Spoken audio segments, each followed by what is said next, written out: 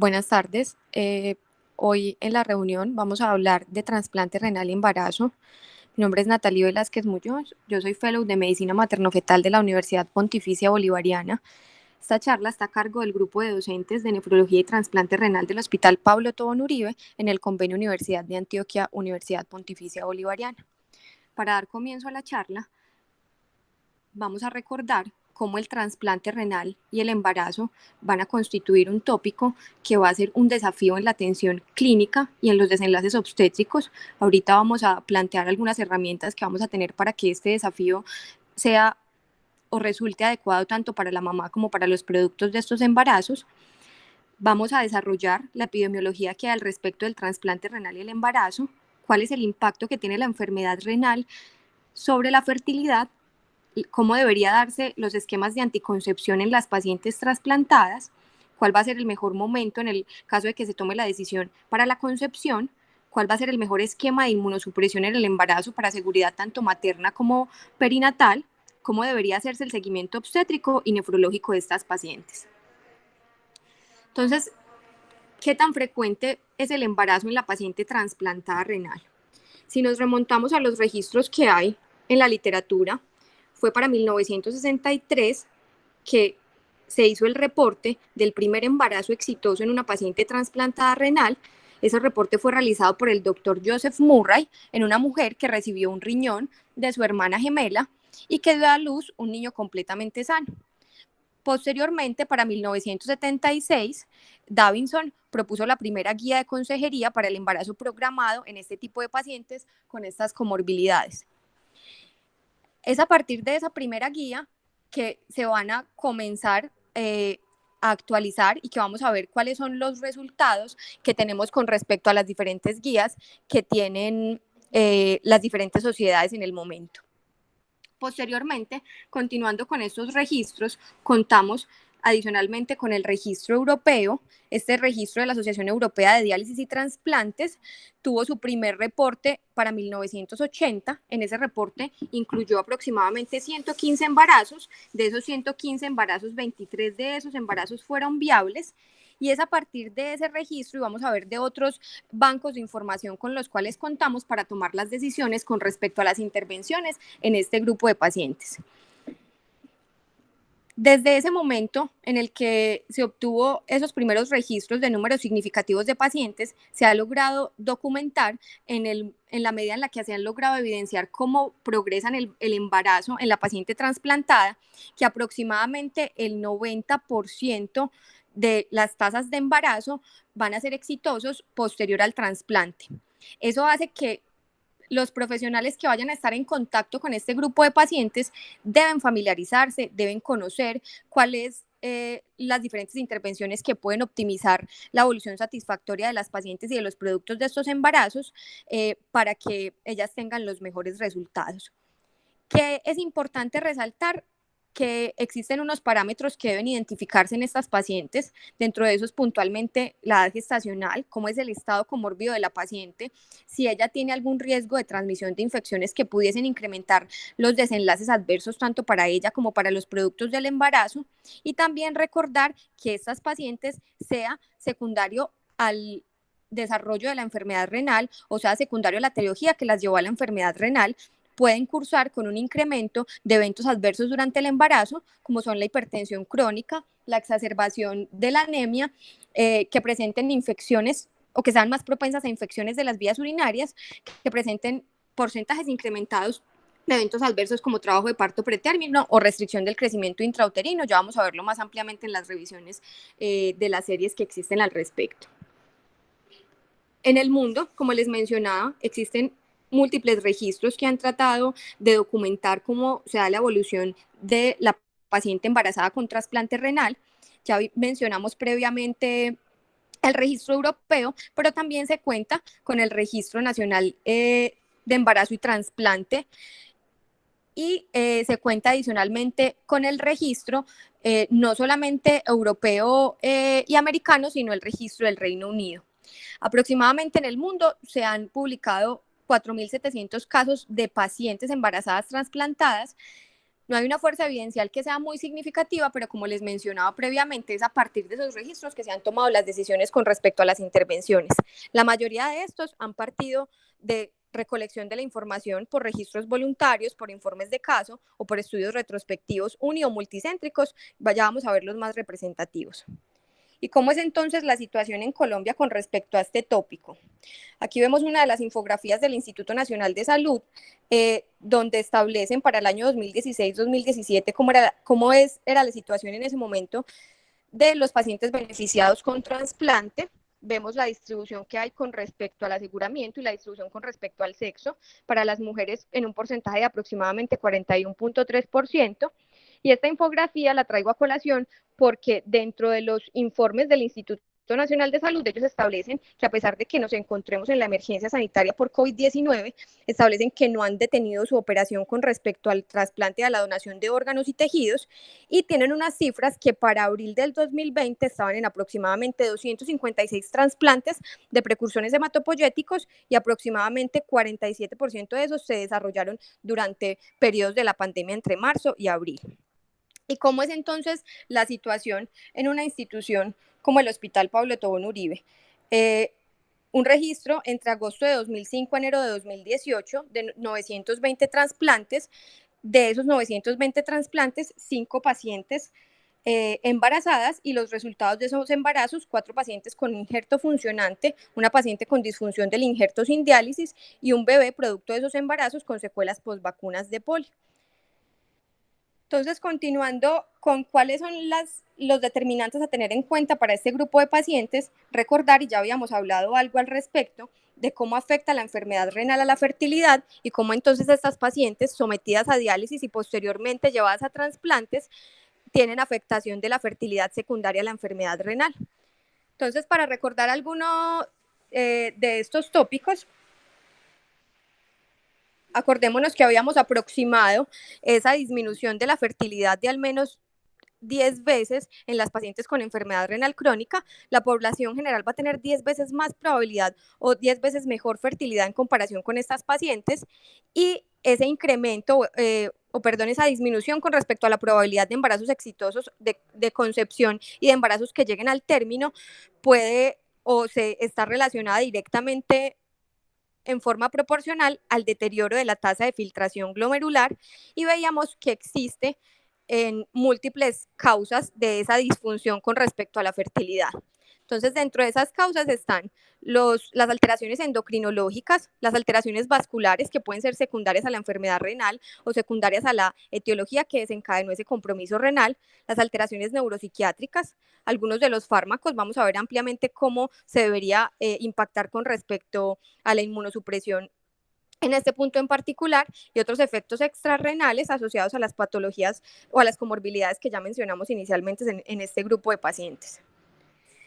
En cuanto a los efectos endocrinológicos, hablábamos en la paciente con enfermedad renal crónica que uno de los principales efectos endocrinológicos es cómo se altera el eje hipotálamo, hipófisis, ovarios, y a partir de esa alteración de ese eje hipotálamo, hipófisis, ovarios, es que estas pacientes no van a lograr tener folículos que sean dominantes, no van a tener ovulaciones exitosas, y la probabilidad de concepción va a ser mínima o nula.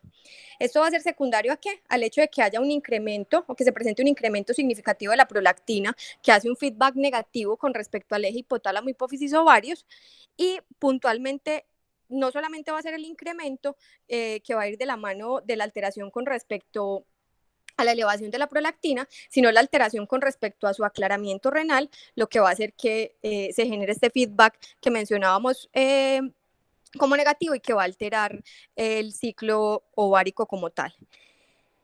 No es solamente entonces la alteración con respecto a la prolactina, sino que vamos a ver que es a partir de esa alteración del eje que estas pacientes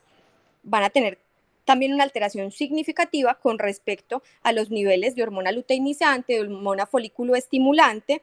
No van a tener los ciclos o los picos necesarios para que estas hormonas generen ovulaciones que sean efectivas, y por lo tanto su posibilidad de procreación va a ser menor y la posibilidad de que haya una concepción que sea exitosa va a ser menor. Se ha estimado que aproximadamente el 76% de las pacientes que se encuentran en hemodiálisis convencional tienen algún tipo de alteración con respecto a su ciclo menstrual. Ya vamos a mirar en la revisión cómo se hizo la distribución con respecto a qué tipo de hemorragia uterina normal presentan más frecuentemente este grupo de pacientes, y que también está de la mano del hecho de que no tengan ovulaciones exitosas y que por lo tanto tengan escenarios de infertilidad o de subfertilidad. Por otra parte, mencionar también los otros factores que van a influir en forma significativa en cuanto a la disfunción sexual y en cuanto a la probabilidad de que la afectación de la enfermedad renal sea significativa en cuanto a la posibilidad de embarazarse. Y es que aproximadamente el 80% de las pacientes con enfermedad renal crónica que se encuentran en terapia de soporte renal van a presentar algún tipo de disfunción sexual, y se ha objetivado dentro del estudio de esos registros que aproximadamente esa disminución o ese impacto post-trasplante pasa de ser de un 80% a que esta disfunción sea tan baja como de un 10%. Dentro de esa misma revisión que vamos a ver más adelante, establecen que el trasplante no solamente va a impactar en el hecho de que estas pacientes tengan mejoría de la disfunción sexual, sino que va a impactar, uno, en que puedan tener menstruaciones que van a ser normales en aproximadamente 5.1 meses, con un intervalo de 1 a 12 meses, pueden tener ciclos regulares y que logre abolirse esas alteraciones con respecto a hemorragias uterinas anormales en los 6.9 meses posteriores al trasplante, y pueden alcanzar un estado de fertilidad normal y abolir esa subfertilidad en el primer año. A pesar de que estos resultados se vean tan prometedores, existe un porcentaje de pacientes, entre un 4 y un 20% de las pacientes que son llevadas a trasplante renal, que a pesar de que tengan resultados positivos con respecto a los otros parámetros, pueden sufrir una falla ovárica prematura posterior al trasplante, lo que hace que no tengan la probabilidad de tener un embarazo exitoso. Entonces, como les mencionaba, esos datos que vimos reflejados previamente se obtuvieron de varios estudios. Dentro de esos, el más representativo es este estudio de cohorte retrospectivo, que incluyó a 129 mujeres dializadas, 102 de ellas habían recibido trasplante. Evaluaron varios parámetros, dentro de esos el ciclo menstrual, cómo eran los embarazos, su anticoncepción y cómo era la citología cervical, porque vamos a mirar que uno de los parámetros al momento de determinar el tratamiento en cuanto a la inmunosupresión es el seguimiento que debe hacerse por la mayor susceptibilidad a que estas pacientes pudiesen pasar de lesiones premalignas a compromisos ya neoplásicos. La edad de inicio de ese seguimiento fue a los 41.6 años, más o menos 14.2 años en cuanto a la edad de la población que se siguió, y la duración del seguimiento fue de 0.5 a 10.2 años. Que lograron observar puntualmente en ese grupo de pacientes que las pacientes posterior al trasplante, como habíamos visto previamente, eran pacientes que posterior al trasplante mejoraron en forma significativa con respecto a las menometrorragias, con respecto a las alteraciones menstruales, que tenían adicionalmente a eso la necesidad de que hubiese un seguimiento mucho más estricto. Ahorita vamos a mirar en otro estudio cómo es la percepción de las pacientes con enfermedad renal crónica y trasplantadas en cuanto al seguimiento. Y vemos cómo se da el impacto en cuanto a la alteración puntualmente de la menorrea y de la oligomenorrea, como reflejo de que efectivamente mejoran sus ciclos, tanto endometriales como ováricos, y se va a incrementar por lo tanto su posibilidad de quedar embarazadas. Entonces, en este cuadro resumimos cuáles son los factores que generan infertilidad o subfertilidad en la paciente renal crónica, y por lo tanto se extrapolan a esa paciente previo al trasplante. Vemos que posterior al trasplante va a haber un cambio significativo con respecto a esos parámetros. Engloban lo que ya hemos mencionado: las alteraciones endocrinológicas, las alteraciones neuropsiquiátricas, cardiovasculares, los fármacos. Dentro de esos fármacos vamos a ampliar más adelante todos los fármacos relacionados con la inmunosupresión, y las comorbilidades, puntualmente en la mayoría de los casos las que desencadenaron el hecho de que esta paciente tuviera un compromiso renal tan significativo. ¿Cuál va a ser entonces en estas pacientes otro de los puntos a tener en cuenta? ¿Cuál es el método anticonceptivo ideal que debería tener la paciente con trasplante renal? Entonces, si evaluamos, es universalmente aceptado en todas las guías el hecho de que las pacientes con trasplante renal deben optar por un método anticonceptivo que sea seguro, que le genere la menor cantidad de efectos adversos o de potenciales complicaciones, y que le dé la mayor seguridad con respecto a la menor tasa de fallos. Si evaluamos lo que expone CADIGO, establece que estas pacientes deberían recomendárseles o deberían garantizárseles al menos que no tuvieran un embarazo en el primer año post-trasplante. Ya vamos a mirar los tiempos óptimos con respecto al momento del embarazo y el trasplante. Y recomiendan o sugieren frente a esos métodos de planificación que estas pacientes tienen la posibilidad de optar por métodos permanentes o por métodos reversibles, que son los que vemos ahí expuestos en la diapositiva, y que deberían escogerse estos métodos con respecto a varios puntos, dentro de esos la preferencia de la paciente, cuál es el perfil de seguridad del medicamento, cuáles son las condiciones médicas de la paciente que no la predispongan a riesgos adicionales con la administración de estos métodos anticonceptivos y cómo está la función del injerto. Se creía previamente que estas pacientes no deberían ofrecérseles los dispositivos intrauterinos por el riesgo que pudiese representar la inmunosupresión de incrementar la posibilidad de que hicieran infecciones tipo enfermedad pélvica inflamatoria, pero vamos a ver una revisión que revirtió el hecho de que ese riesgo objetivamente no era tan incrementado y que estos dispositivos con ciertas especificaciones y luego de cumplir listas de chequeo de seguridad son una opción adecuada en las pacientes trasplantadas. Entonces, si se quiere obtener herramientas a partir de las cuales se pueda elegir el perfil de seguridad en forma óptima, se cuentan con dos herramientas que pueden extrapolarse de la población general, que son la herramienta de la Organización Mundial de la Salud y la herramienta del CDC, que establece cuáles son los criterios médicos de elegibilidad para el uso de anticonceptivos. Puntualmente, esta herramienta del CDC divide a las pacientes en general receptoras de órganos sólidos en dos grupos grandes y fáciles de diferenciar, que son las pacientes complicadas y no complicadas. Van a definir como complicadas a las pacientes que hayan tenido fallo del injerto agudo crónico, rechazo o vasculopatía cardíaca del aloinjerto, y a las pacientes no complicadas quienes no cumplan con estos criterios que acabamos de mencionar. Para esas pacientes complicadas puntualmente, los medicamentos o los métodos que contengan estrógenos, sean anticonceptivos orales, sean parches transdérmicos, sean implantes, van a encontrarse contraindicados. Lo mismo que los dispositivos intrauterinos con algún tipo de componente estrogénico por el riesgo que pueden generar de complicaciones adicionales. Para las pacientes no complicadas, establecen los determinantes con respecto a esos puntos que mencionamos previamente: la predilección de la paciente, la lista de chequeo con respecto a la seguridad, las condiciones médicas de la paciente y la función del injerto. ¿Qué es importante resaltar y que no debemos olvidar? Que las pacientes, independientemente del grupo en el que se encuentren, que estén expuestas a contenidos significativos con respecto a estrógenos, pueden tener algún tipo de complicaciones o algún tipo de interacciones con respecto al hecho de que pudiesen inhibir el metabolismo del tacrolimus, y eso puede incrementar el riesgo de que estas pacientes tengan mayor riesgo de toxicidad. Entonces, algo que debemos tener en cuenta al momento de hacer la elección de ese método anticonceptivo. Y esta es la revisión que les mencionaba con respecto al uso de sistemas intrauterinos de liberación de levonorgestrel en las pacientes trasplantadas renales. Este fue un estudio que evaluó puntualmente un solo sistema intrauterino liberador de levonorgestrel, que es el Mirena,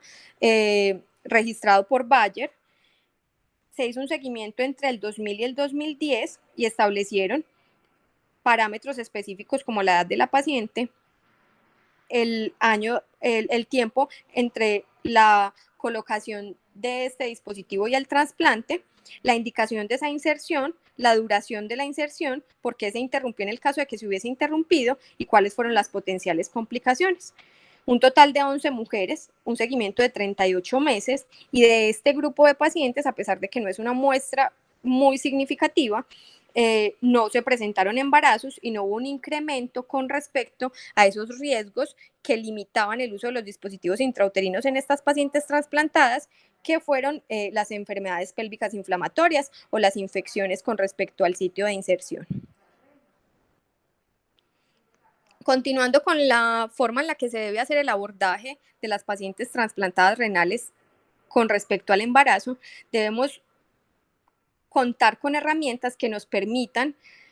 generar una planeación adecuada con respecto al embarazo en este grupo de pacientes. Entonces, ¿cómo debería generarse esa planeación con respecto al momento del embarazo? Entonces, mencionaba previamente que, de acuerdo a las recomendaciones CADIGO, establecen que debería haberse un periodo aproximado entre 1 a 2 años posteriores al trasplante por varios factores. Dentro de ellos se resaltan puntualmente, uno, la inmunosupresión, que durante el primer año debe ser una inmunosupresión que va a ser mucho mayor, que potencialmente pudiese tener unas tasas con respecto a efectos tanto teratogénicos como de predisposición a infecciones, como de alteraciones metabólicas que pudiesen ser mayores en ese primer año. Y en forma concomitante, el hecho de presentarse un embarazo en ese primer año y de que se requiriese hacer cambios con respecto a la terapia de inmunosupresión, pasar a las pacientes que se encuentren con derivados del micofenolato a otros medicamentos más seguros pudiese incrementar el riesgo de que estas pacientes tuvieran complicaciones con respecto al injerto. Entonces es por eso que las recomendaciones CADIGO establecen ese rango de 1 a 2 años, pero vamos a ver que dentro de las recomendaciones de la Sociedad Americana del Trasplante ponen límite 1 año y que para la Sociedad Europea este límite es de 2 años. Entonces, en la mayoría de las revisiones, teniendo como esa balanza entre estas dos posibilidades de que sea 1 o que sean 2 años, establecen que un punto acorde en el cual se debería hacer la evaluación sería la terminación del primer año post-trasplante, obviamente evaluando en ese momento la lista de chequeo que vamos a ver a continuación. ¿Por qué no extrapolar o no extender ese tiempo a más de 2 años? Porque vamos a ver en uno de los estudios que hay en un metaanálisis que tiene un tamaño muestral muy significativo, como por encima de esos 2 años, en los grupos de pacientes por encima de esos 2 años, hubo mayor riesgo de disfunción crónica del injerto, mayor riesgo de que estas pacientes tuviesen eventos inmunológicos con el consecuente deterioro de la tasa de filtración glomerular y obviamente el hecho de que haya aumento de la edad materna hace que esas pacientes que estén por encima de los 35 años, el hecho de tener más de 35 años se establece como un parámetro individual, como un factor de riesgo no modificable para incremento de escenarios como trastornos hipertensivos asociados al embarazo, preeclampsia y diabetes gestacional. Entonces, si evaluamos cuáles son dentro de esa lista de chequeo los parámetros que la Sociedad Americana de Trasplantes establece en el momento en el cual se toma la decisión de evaluar si la paciente efectivamente puede quedar embarazada en forma segura, obviamente con un seguimiento adecuado que vamos a ver más adelante, establecen que idealmente la edad materna debe ser menor de 30 años, debe tener la paciente una función renal estable con creatininas por debajo de 1.5 miligramos por decilitro, proteinurias por debajo de 500 miligramos en 24 horas, ausencia de rechazo en los últimos 6 a 12 meses, que no hayan infecciones agudas que pudiesen impactar en el hecho de que se den infecciones de transmisión vertical, que haya una adherencia médica adecuada para poder garantizar el seguimiento, que vamos a ver que de la mano del seguimiento van a estar el hecho de que puedan darse resultados que sean adecuados para la mamá y para los productos de estos embarazos, que no haya alteraciones ultrasonográficas del injerto, que se logren controlar adecuadamente las comorbilidades, que no haya actividad en enfermedades autoinmunes en los últimos 6 meses, una diabetes mellitus que esté controlada, presiones arteriales por debajo de 130-80, sin medicamentos antihipertensivos que requiriesen retirarse en el momento de que la paciente se embarazara, dentro de esos los IECAS y los ARA2, y con dosis estables de inmunosupresión, con un esquema de inmunosupresión que sea considerado seguro durante el embarazo, puntualmente constituido por prednisona, satioprina y ciclosporina o tacrolimus. Ya vamos a ampliar un poquito más con respecto a la inmunosupresión. Entonces, esto es lo que publica la Sociedad Americana del Trasplante. Ya vamos a mirar o ya evaluamos esas condiciones que son las que mencionamos en la tabla anterior y que reiteran puntualmente el hecho de establecer cómo está la condición del injerto, la condición de las comorbilidades de la paciente, la edad de la paciente y su estado serológico con respecto a infecciones que sean potencialmente transmisibles en forma vertical. Esta es la revisión sistemática que les mencionaba. Es una revisión sistemática y un metaanálisis de los artículos que se encontraron publicados entre el 2000 y el 2010 e informaron los resultados relacionados con el embarazo entre las pacientes con receptoras de trasplante renal. Como mencionábamos al inicio de la charla, dentro de los registros y dentro de la evaluación de este grupo de pacientes, lo que más se ha identificado es el hecho de que a pesar de que logre hacerse esa lista de chequeo, vamos a ver que hay que hacer intervenciones puntuales porque se ha visto dentro de los análisis cómo estas pacientes tienen incremento en cuanto al riesgo de preeclampsia, diabetes gestacional, de ser llevadas a parto por vía alta y presencia de parto prematuro y bajo peso al nacer. Acá vemos reflejado otro de los parámetros que mencionábamos con respecto al seguimiento y vemos lo que les decía, en esas pacientes, ¿por qué no aumentar ese tiempo por encima de los 2 años? Y vemos que es por encima de esos 2 años que las probabilidades que se presentaron con respecto a las complicaciones fueron mayores. En revisiones adicionales hay algo de conflicto con respecto a que, a pesar de que no hay complicaciones puntuales perinatales, en pacientes por encima de esos 2 años mostraron que hubiese algo de disminución con respecto a escenarios como preeclampsia, pero esto no justifica el riesgo. Por eso entonces se concluye de estas revisiones que debería hacerse el seguimiento, como les decía previamente, el momento en el cual se debería hacer la valoración de esa lista de chequeo, de acuerdo a las guías STRAT de 1 a 2 años, pero plantean como un racional el hecho de que se haga esa lista de chequeo al final del primer año post-trasplante.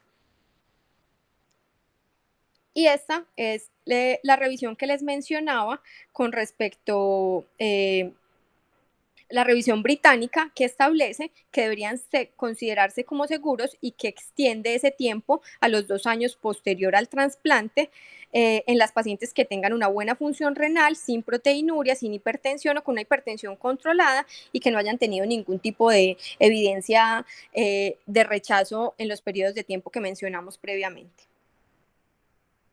Entonces, ya sabiendo en las pacientes cuáles son las opciones de anticoncepción, cuál es el tiempo que deberíamos esperar y cuáles son las comorbilidades que deberíamos impactar,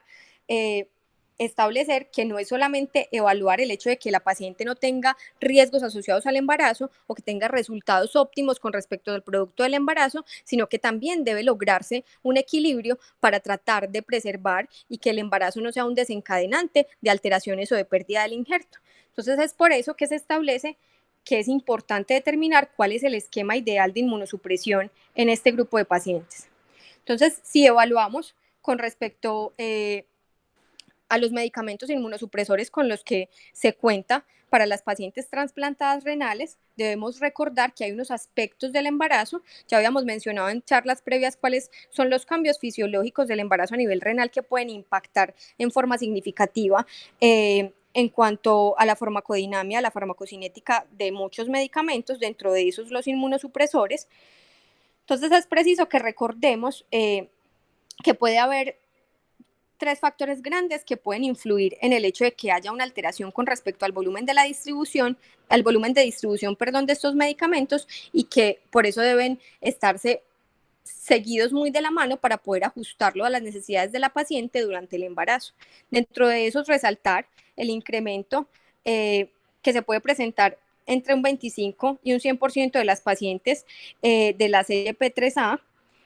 el hecho de que haya una ganancia ponderal tanto de agua como de peso, recordar que el embarazo solo va a incrementar en forma significativa el volumen sanguíneo y el gasto cardíaco, esto va a incrementar significativamente el volumen de distribución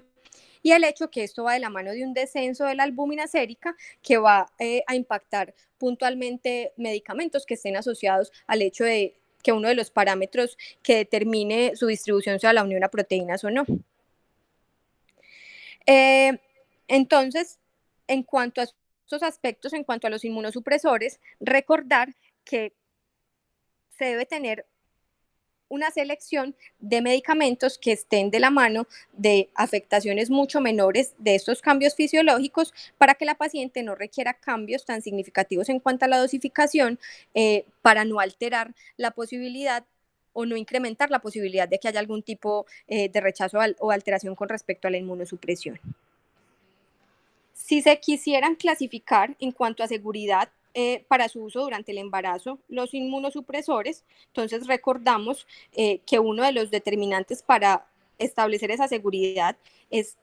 incluir la valoración de si realmente estos medicamentos van a tener algún tipo de alteración con respecto a los procesos de división, de multiplicación o de muerte celular que van a considerarse que se necesitan intactos en procesos tan significativos como la embriogénesis o la organogénesis. Entonces, si partimos de las revisiones que hay al respecto, y lo veíamos con respecto a las pacientes con enfermedad renal crónica, dentro de los medicamentos considerados como seguros se encuentra la prednisolona, a pesar de que en algunas de las revisiones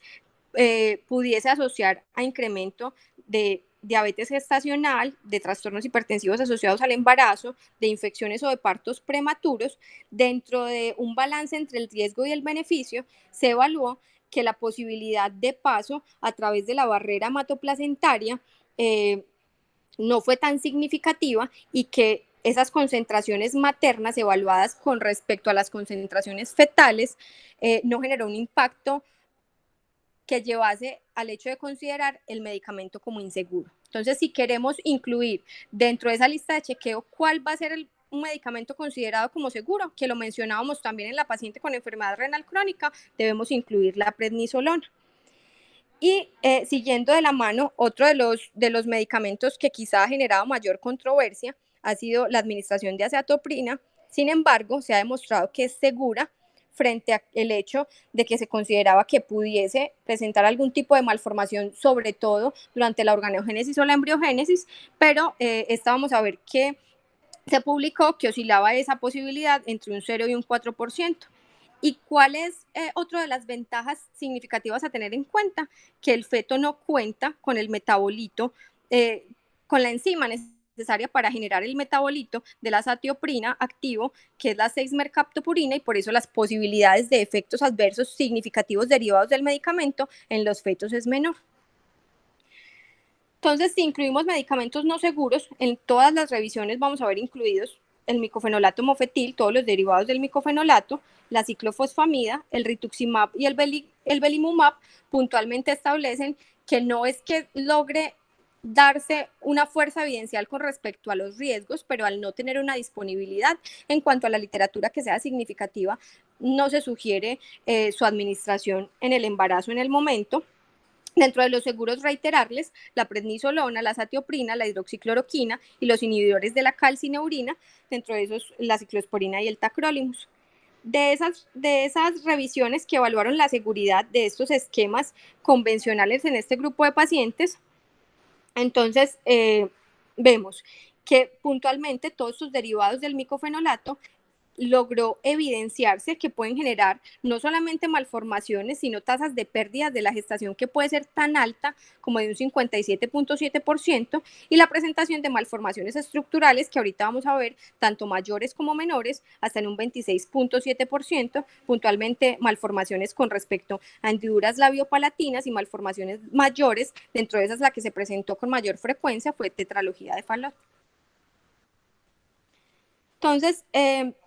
aquí vemos un estudio que trató de establecer cuál era la terapia óptima con inhibidores de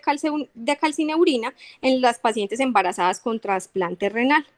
Entonces, establecieron o trataron de establecer cuál era el efecto del embarazo y del parto sobre la función renal en las pacientes trasplantadas y la relación que tenía el embarazo y esos cambios fisiológicos que mencionamos previamente en cuanto a la dosis de los inmunosupresores y en cuanto a los niveles de esos fármacos en sangre durante el embarazo y cómo deberían hacerse los ajustes o de acuerdo a esos cambios fisiológicos, cómo se realizaron los ajustes para que esas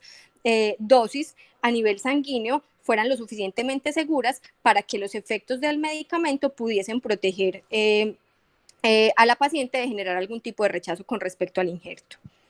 Entonces, se evaluaron 75 mujeres con 88 partos. Las pacientes, por todos esos efectos que les mencionaba, con respecto al incremento de la tasa de filtración glomerular, con respecto al incremento del gasto cardíaco, con respecto al incremento del volumen sanguíneo, en las pacientes receptoras de trasplante mejoró levemente durante el embarazo y obviamente al revertirse los cambios del embarazo hubo una estabilización de esa función renal y volvió nuevamente a los niveles que tenía previos al embarazo. Y por lo tanto, ya vamos a mirar gráficamente cómo se dio ese incremento con respecto a esas dosis. Se debe considerar que debe incrementarse la dosis de los inhibidores de calcineurina aproximadamente entre un 20 y un 25% durante el periodo gestacional, porque esos cambios impactan en esa farmacocinética, como lo mencionábamos previamente, y por eso es necesario ese incremento para que ese nivel óptimo del fármaco en sangre se logre conservar y por lo tanto sus efectos protectores con respecto al hecho de disminuir el riesgo de rechazo puedan conservarse. Esta es otra de las formas en las cuales se resume esa seguridad con respecto a la seguridad de los inmunosupresores en el embarazo. Vemos ahí que ya habíamos establecido como los principales grupos y ya habíamos señalado puntualmente cómo se consideran seguros estos inhibidores de la calcineurina, cómo no deben continuarse, y vamos a ver que es uno de los puntos a seguir al momento de identificar el embarazo en este grupo de pacientes. Medicamentos como los IECAS, los ARA2 y todos los productos derivados del micofenolato, ni la ciclofosfamida. Esta es otra de las revisiones que resalta también lo que ya hemos mencionado y cómo en algunos grupos, puntualmente en otro grupo de fármacos, o en otros fármacos puntuales como paracirolimus o everolimus, no hay suficiente cantidad de publicaciones que resalten la seguridad y por lo tanto en la mayoría de las revisiones establecen que no se ha establecido la seguridad y que debería optarse por estos medicamentos que sí tienen ya publicaciones y evaluación en grupo de pacientes con respecto a potenciales efectos adversos maternos y perinatales. En cuanto a la lactancia, para los antiproliferativos no hay estudios. Para los inhibidores de la calcineurina se logró establecer que aproximadamente los niveles que pasan a leche materna y que logran llegar al neonato oscilan más o menos en un 1% de los niveles séricos de la madre y por eso se consideran como seguros, pero establecen como importante el hecho de que haya una precaución con respecto a la medición de los niveles, porque vemos que a pesar de que sea un porcentaje no muy significativo, no es despreciable en el hecho de que pudiese generar algo de impacto con respecto a estos lactantes y es por eso que es fundamental o establecen como fundamental que a pesar de clasificarlos como seguros deberían tener seguimiento con respecto a los niveles. Entonces ya logramos establecer cuáles eran las características de la paciente, cuál es el tiempo que debemos esperar, en qué esquema deberíamos incluirla dentro de estos inmunosupresores para que sean seguros para ella en cuanto a su injerto para el producto del embarazo y durante la lactancia. Ahora quisiera mostrarles cuáles han sido los resultados con respecto al seguimiento de estas pacientes trasplantadas durante el embarazo. Entonces, de esos resultados, uno de los principales temas a tener en cuenta es el hecho de la teratogenicidad de los inmunosupresores. Ya mencionaba alguno de esos impactos con respecto a los porcentajes de alteración o de teratogenicidad puntualmente de los derivados del micofenolato. Establecen que aproximadamente del 3 al 4% de las pacientes con esquema de inmunosupresión estándar pudiesen tener algo de teratogenicidad. Recordemos que habíamos puesto ese punto de corte entre un 0 y un 4%, y dentro de ese esquema estándar establecen la azatioprina, los inhibidores de la calcineurina y la prednisolona, que era lo que ya habíamos mencionado. Pudiese entonces, dentro de ese porcentaje, esas deformidades que más se han resaltado son todas las hendiduras labiopalatinas, todas las alteraciones con respecto a alteraciones mucosas en cuanto al paladar duro y el paladar blando, y alteraciones mayores que dentro de las alteraciones tipo cardiopatías congénitas, resaltamos que la que se presentó con más frecuencia fue la tetralogía de Fallot. Y vemos cómo hay un incremento significativo con respecto a los derivados del micofenolato, que eso ya lo habíamos mencionado y que es importante tener en cuenta, una frecuencia mucho más elevada, como de hasta un 22.9%. Entonces, esa va a ser uno de los principales impactos en cuanto a los resultados perinatales, poder incluir a la paciente en un esquema que sea seguro de inmunosupresión y que reduzca el riesgo de esta potencial teratogenicidad. En cuanto a las gestantes, veíamos en las revisiones y en ese metaanálisis con ese tamaño muestral tan significativo, cómo estas pacientes van a tener mayor riesgo de preeclampsia. Dentro de esas vamos a mirar en el seguimiento obstétrico como las dos principales intervenciones que han generado impacto en cuanto a la reducción del riesgo han sido la suplementación con calcio y el uso de ASA, iniciado entre la semana 14 a la semana 16. Estas pacientes también mostraron en este seguimiento un incremento con respecto a la diabetes gestacional y el riesgo de que pudiesen presentar alteraciones con respecto a disfunción del injerto, pero esto estuvo de la mano. Recuerden que muy al inicio establecimos que uno de los parámetros de esa lista de chequeo era el hecho de establecer cómo estaba el injerto al momento del embarazo. Entonces, generalmente esa disfunción del injerto se asocia a pacientes que pudiesen tener condiciones mucho más deletéreas al momento en el cual se inician este reto del embarazo. Creatininas por encima de 1.5, tasas de filtración glomerular por encima de 45 mililitros por minuto, aunque escenarios mucho más deleterios como los rechazos agudos fueron mucho más bajos, como de un 4.2%. Ese es el punto en el cual debemos resaltar que ese sería el escenario en el cual estas pacientes deben biopsiarse. Ya vamos a mirar en el seguimiento por nefrología cuáles van a ser otras indicaciones. Y obviamente estas pacientes, por las múltiples condiciones, uno, el embarazo, dos, la inmunosupresión, pueden tener incremento de generar un mayor número en cuanto a la tasa de infecciones urinarias y que estas pudiesen ser más complicadas. En esta revisión con respecto a las pacientes, tanto receptoras como donantes en cuanto al embarazo, se estableció que la lesión del injerto durante el parto es muy rara, al igual que otros escenarios mucho más deleterios, como la muerte materna, van a ir de la mano esas alteraciones también con el hecho de que hubiese algún tipo de compromiso o comorbilidad de base, como enfermedades preexistentes que hubiesen predispuesto al daño renal. Y de los resultados perinatales, vamos a verlo más ampliamente en otra de las revisiones, lo que ya habíamos mencionado al inicio, y es que estas pacientes van a tener productos con alteraciones puntuales tipo más riesgo de bajo peso al nacer, de restricción del crecimiento secundario a que haya una disfunción placentaria, mayor cantidad de infecciones congénitas en el caso de que las pacientes van a tener más riesgo de adquirir infecciones que tengan potencial transmisión vertical y el porcentaje con respecto a la pérdida del injerto 3 años después del parto osciló o tuvo un porcentaje de un 21%. Ya haciendo esa determinación con respecto a los potenciales riesgos para la mamá y para el producto de estos embarazos, entonces vamos a evaluar cuáles son las intervenciones que pudiesen generar reducción con respecto a estos resultados deleterios. Uno, cómo debería hacerse el manejo preconcepcional. Entonces recordemos que dentro de ese manejo preconcepcional idealmente se deben suspender en el caso de que sea seguro y cambiar a un esquema de inmunosupresión segura a la paciente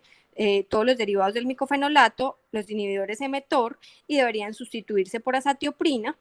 Establecen que deben suspenderse otros medicamentos con teratogenicidad confirmada, como las estatinas, los IECAS o los ARA2, y que debería evaluarse, como les mencionaba en múltiples ocasiones, por el riesgo de transmisión vertical, cuál es el estado o el perfil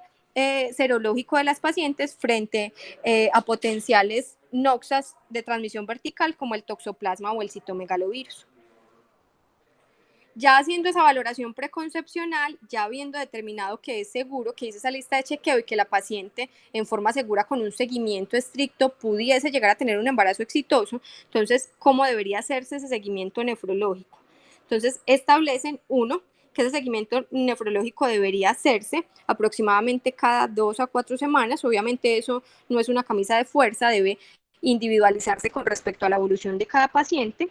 Dentro de esas consultas, uno de los determinantes a tener en cuenta en todo el grupo multidisciplinario es tener un registro adecuado de la presión arterial. Establecían como ideal el hecho de que esa paciente pudiese monitorizarse en forma diaria la presión arterial, establecer unos niveles adecuados de mantenimiento con respecto a las dosis terapéuticas de los inmunosupresores, porque ya vimos las alteraciones que pueden haber con respecto a la dosificación y a sus niveles a nivel sanguíneo. Y lo que les mencionaba, que la biopsia del injerto solamente debería tenerse en cuenta o realizarse de acuerdo a las indicaciones habituales de biopsia renal o en el caso de que haya una disfunción aguda del injerto que tenga una causa no explicada, porque en el resto de los escenarios se establecen que los riesgos balance-beneficio pueden incrementar los riesgos con respecto a las posibilidades que puede darme esta respuesta, estas respuestas con respecto a esta ayuda diagnóstica. Este es uno de los esquemas que trata de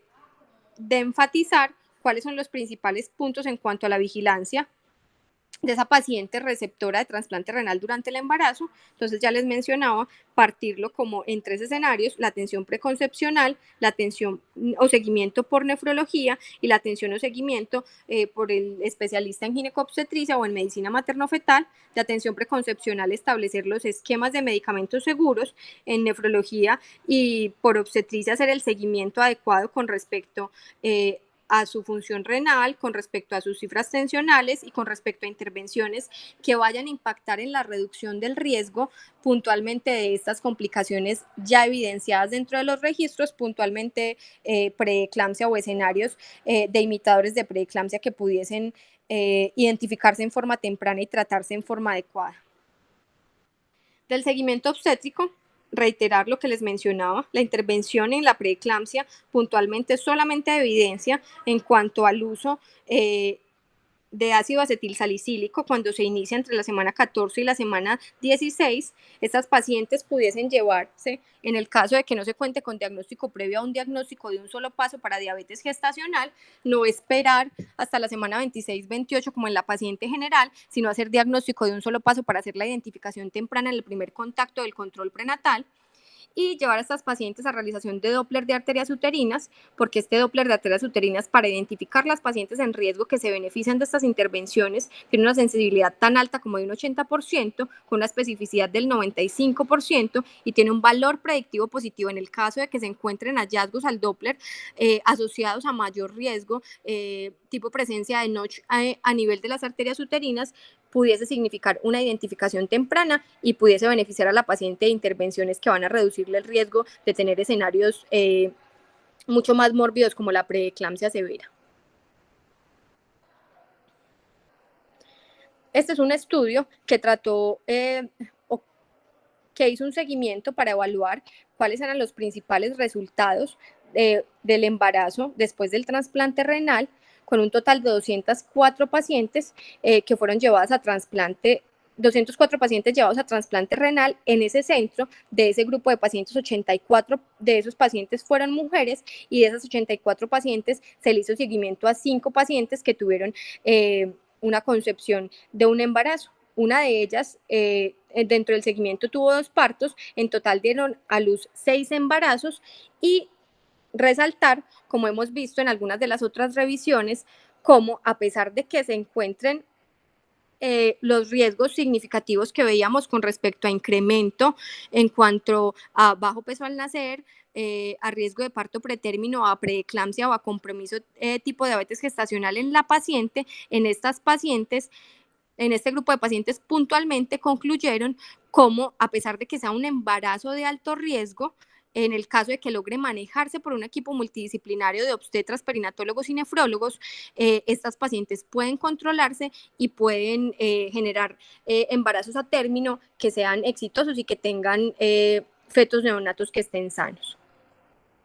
Dentro de las principales conclusiones, entonces, recordar cómo el equipo multidisciplinario es fundamental al momento de hacer la identificación, y cómo el especialista en nefrología debe participar activamente en reconocer estos cambios, porque es quien va a tener el primer acercamiento con respecto al seguimiento de esta paciente y con respecto a lograr hacer esa lista de chequeo de seguridad antes de plantearle un momento óptimo para embarazarse.